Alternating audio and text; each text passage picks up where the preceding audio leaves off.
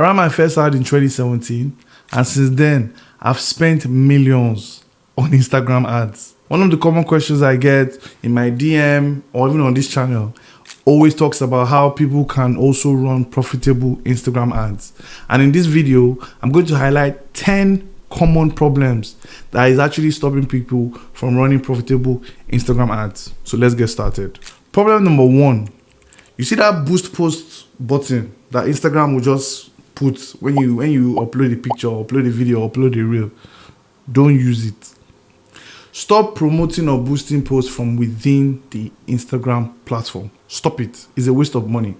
And that's why I tell people that when you want to run Instagram ads as a serious e-commerce business, you need to always use the ads manager. All right. So that's problem number 1. Problem number 2 is they do not have the pixel. They don't have their pixel set up.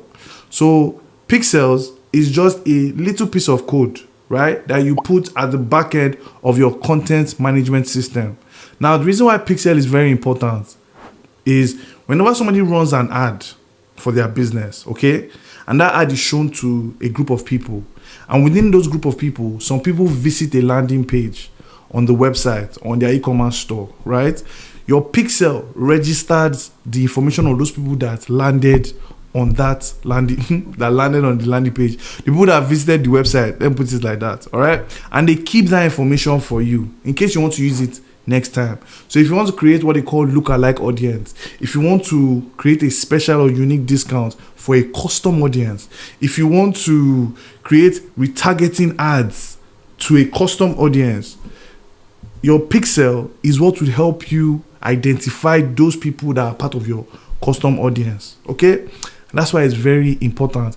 If you don't have your pixel set up, you are basically just telling Facebook every time they run an ad that they should start from scratch. Okay, when you have your pixel set up, you're allowing your Facebook ad manager or ad account have access to data that they can constantly always be improving on. It's a bit technical, I know, but something so simple is why your business is, your ads especially, are not profitable. So make sure you set up your pixel. Make sure you set up your Facebook pixel or Meta pixel. If you want a separate video on how to set this up, let me know in the comments and I'll get you sorted. I'll do a special video talking about that. Point number 3 is you setting up your ads and focusing on the wrong objectives. Okay, now let me explain. If you are a solopreneur or a small business, and for context, a small business here is any business that has less than 10 employees. Let's just use that for context, okay? You need to focus on only 2 objectives for your ads: traffic and sales. You don't need anything else. Don't look at awareness. Don't look at leads. Obviously, you don't have an app, so don't look at app installs. All you want to look at is traffic and sales. C'est fini. Finish. Number 4, you are analyzing the wrong data. So there's something called vanity metrics. How many likes did my ad get? How many impressions did my ad get? Well, impression can be 50-50. How many followers did I get? My dear brother or sister, how much money are you making from the ad? That's the first thing you want to look at. What's your ROAS? ROAS is return on ad spend. What is your ROAS? What is your cost per click? What is your cost per acquisition? What is your reach? What is your cost per reach? Look at that. What's your frequency? Your ad frequency. So make sure that you are pursuing the right metrics. Right? When it comes to right metrics, cost per click, is it low? Your reach, how many people are your ads reaching? Your frequency, how many people are seeing your ads and how many of them are seeing it more than once? Okay, I'll pick frequency over impressions. Then your cost per acquisition. Cost per acquisition is almost the same thing as ROAS. The only difference is when you set up sales campaigns, if you have an e-commerce store, your sales conversion action can be add payment info or initiate checkout. It could be one of those things, which is your cost per acquisition. And then there's ROAS. So with ROAS, if you have a ROAS calculator, I have my ABS calculator that I use to calculate my ROAS. If you have something like that, then you are good to go. So problem number 5 is when people have what they call a persona mismatch, or they target the wrong audience with their ads. And I will explain. You sell hair, right? You sell hair. That's what you sell. You sell wigs. You sell hair bundles. You sell things like that. But your ad, you are now targeting people that are trying to grow natural hair. You see the disconnect. Again, it's hair. It's all hair, right? But you can see how one very small mistake can be very costly. That is where you have your persona mismatch. So there's, when it comes to digital marketing and marketing in general, there's something called a persona or a customer avatar. You need to make sure you know who your customer is or your buyer persona is, and you create that person down to the T. What are their interests? What kind of content are they consuming? What kind of products do they have in their bathroom? There are some times where you have to think nitty-gritty like that, okay? Because somebody that is selling wig and somebody that is putting natural, that is trying to grow dada or locks, you can see there's a clash. It's not making sense, is it? All right? Hi. If you're enjoying this video and finding value, I just need you to do me one favor. Hit the subscribe button and turn on the notification bell so that you will be notified when I post even better videos than this. So let's get back to the video. Number 6 is very similar to number 5, but there's a difference. Here, you have creative mismatch or creative fatigue. And I'll explain the difference. So the difference is number 5, you're talking about the person you are targeting, okay? Number 6 is the creative you are using. So it could be video, it could be picture or static image. If you are using an image that does not communicate to your target audience, that's a creative mismatch. Again, let's use our hair example. You are selling bundles, but in the creative, you are using a woman that is barbing low cut. Hello. A woman that is barbing low cut, please, how will she use the bundle? Wait, I might be wrong, because she can buy wig and apply the bundle to the wig. Women, what do you think? I don't think so now. That won't make sense. You know what? Let me think of another example. You are selling cars, right? You are selling cars. You are selling cars, and you are marketing to students.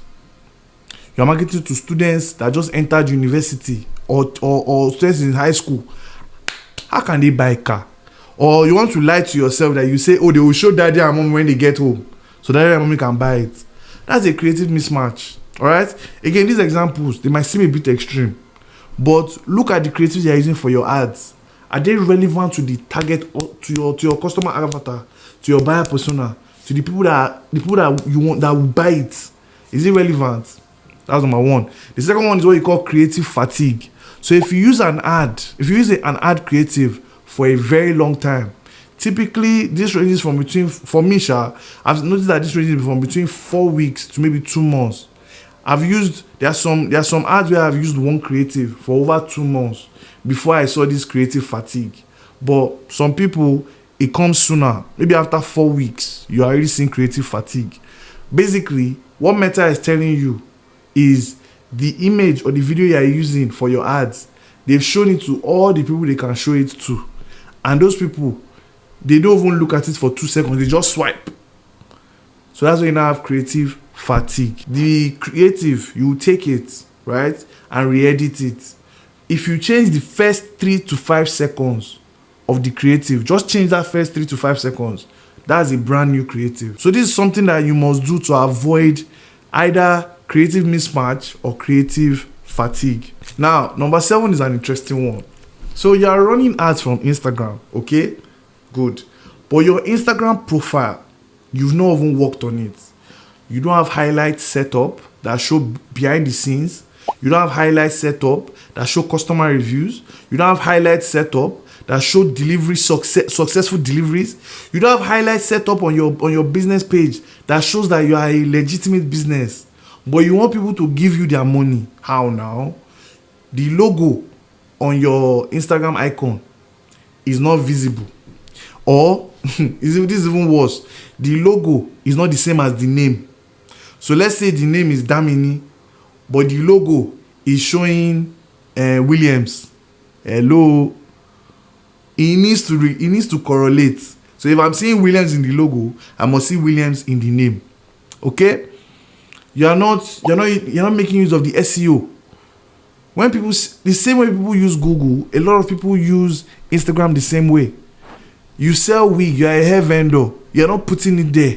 Number 1 wig seller in Lagos, you're not putting it there. Authentic only, authentic wig sold here. Authentic or verified wig vendor, verified wig merchant, whatever it is you want to put, you're not even putting it there. These are the things you need to put on your social media profile. All right. Then the post. This is one that people. This is one that I used to fight people for this one. The social media post that you are uploading is stock photo. It's photo that you took from the internet, or it's photo that you took from maybe another very big competitor in your industry that everybody that lands on your page knows that it's from there. Come on, guys. How do you want your Instagram ads to work? Do you think people will just click the link and go to your website immediately? No, now. They will view your profile. They will view your page. They will look for these things. Are you tagging people in your pictures? They will look, okay, this person, when last did you post? If you posted 3 weeks ago, what have you been doing since?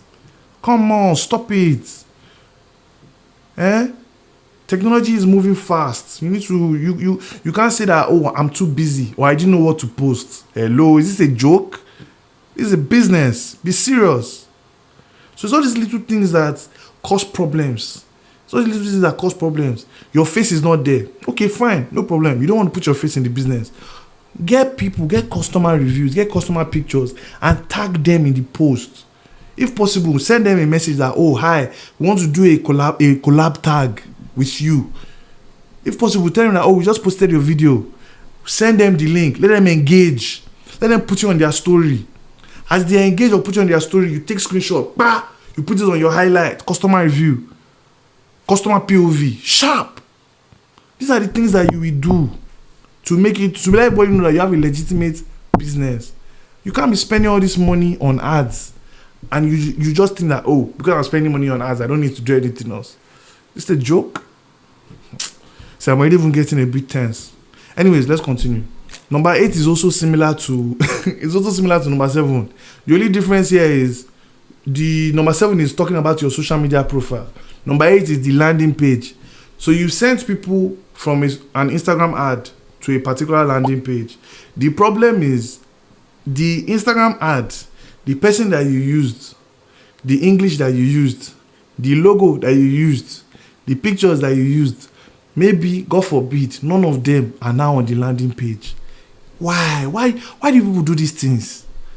The landing page that you're sending people to does not look like anything like the ad that they are coming from. Let's think about it now. Does it make sense? It doesn't. So I'm not going to dwell too much on this one.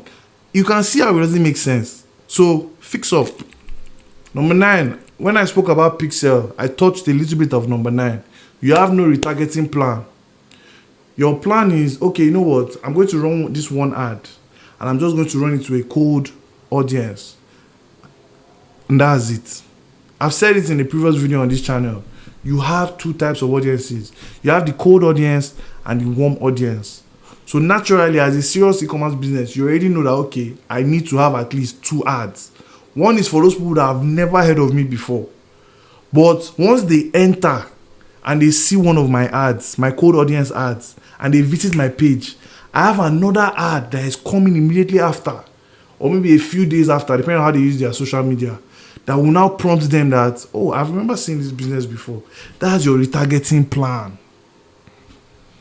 When you're setting up Instagram ads, you need to have a retargeting plan. You can't just set up one ad and go and sit down and relax. Is this a joke? It's not. Let me answer it for you. It's not a joke. This is serious business. Okay? So, number 10 is now this. I've spoken about number 10 in number 9 already. You are running your ads. You are checking it once every 2 weeks. Or God forbid, once a month. Give me the money. Since you want to waste money, Google send money to my account. Let me know in the comments. Ask for my account number. I'll give it to you so you can send me money. Because you want to waste money, obviously. You can't be running ads and be checking it once every 2 weeks or once every 3 weeks, 4 weeks. Makes no sense. You need to be checking your ads minimum every 3 days. See, I even said minimum. See, I haven't made me speak bad English. Maximum every 3 days. 3 days must not pass. You're not looking at your ads manager. 3 days must not pass. You must make sure that you're looking at your ads manager every 3 days. What's happening? What's going on? What has changed? What recommendations is Meta telling me to pursue? These their recommendations. Does it make sense? What's my ROAS? What's my cost per click? What's my frequency? How many people have this thing reached? What's my cost per acquisition? Okay, how much to initiate checkout cost me? How much? Okay, how much is the product? Okay, quick math. You can calculate how much you're making. All right, this is how it works. You need to always make sure that you're paying attention to the ads manager. You're making updates quick. Now, because I've said this, it now does not mean you'll be changing it every 2 minutes. If you make a change today, balance yourself, wait for another 3 to 5 days and see whether that change you made was good or not. Don't wait for 24 hours or 48 hours. Relax. Give yourself 3 to 5 days minimum. Right? So this is even bonus number 11. Don't make changes on your ads too quickly. Don't do that. If you make a change today, maybe Meta gave you a recommendation on the ads manager. Maybe it's creative fatigue, so change your creative. You notice that first day, he's not firing the way he used to fire before. He's okay. It's okay. The algorithm is trying to restart the engine. Give it 3 to 5 days. Then go and check. If nothing is happening, red flag, alarm bells. But by then, you notice that it would have picked up. Once you fix all these problems, you see that your Instagram ads are profitable. I'll show you an example. In this video, this is a real store that I run. I'll show you how much I spent from Instagram ads and how much the store made and how I'm going to improve it. In this video, just watch it.